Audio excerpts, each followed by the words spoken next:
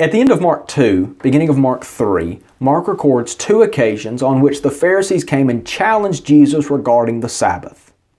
On the first of these occasions, Jesus' disciples were traveling, gathering heads of grain as they went, intending to eat them. Now, that was fine, except for the fact it was the Sabbath day, and the Pharisees said that it was not lawful.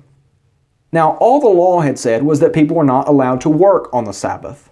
But the Pharisees, over the years, had filled in the details with their traditions and had said that what the disciples were doing was not lawful.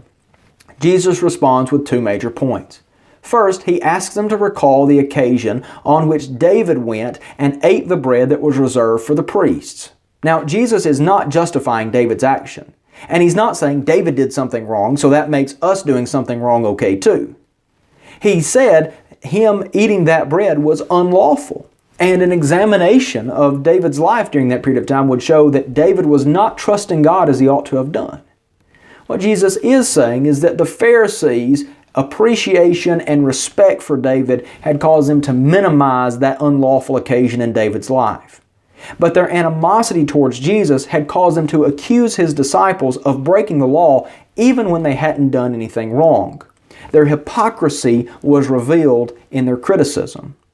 Jesus' second point is that they had missed the fundamental purpose of the Sabbath in the first place. The Sabbath was not given to be a burden, it was given to be a benefit and a blessing. The concluding statement, "The Son of Man is Lord even of the Sabbath," so it shows that Jesus was in control of the Sabbath. He was in charge of it. And it connects him with the God who ordained the Sabbath at Mount Sinai in the first place. Now, if this incident reveals the hypocrisy of the Pharisees, the next one does so all the more. Jesus went to a synagogue on a Sabbath day, and there was also a man there with a withered hand. And everyone in the audience was waiting to see what Jesus would do. Jesus knew that and called the man to come to him, and looked out at the crowd and said, "Is it lawful to do good or to do harm on the Sabbath? To save life or to kill?" And the people wouldn't even answer. Jesus was bothered at their hardness of heart and turned to the man and said, "Stretch out your hand." The fascinating thing here is that Jesus doesn't physically do anything. The man stretches out his withered hand and it was restored.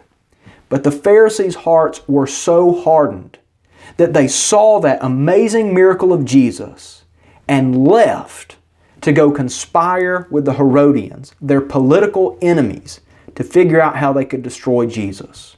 What kind of hard heart must it take to look at the miracle that Jesus performed here and walk away trying to find a way to destroy him?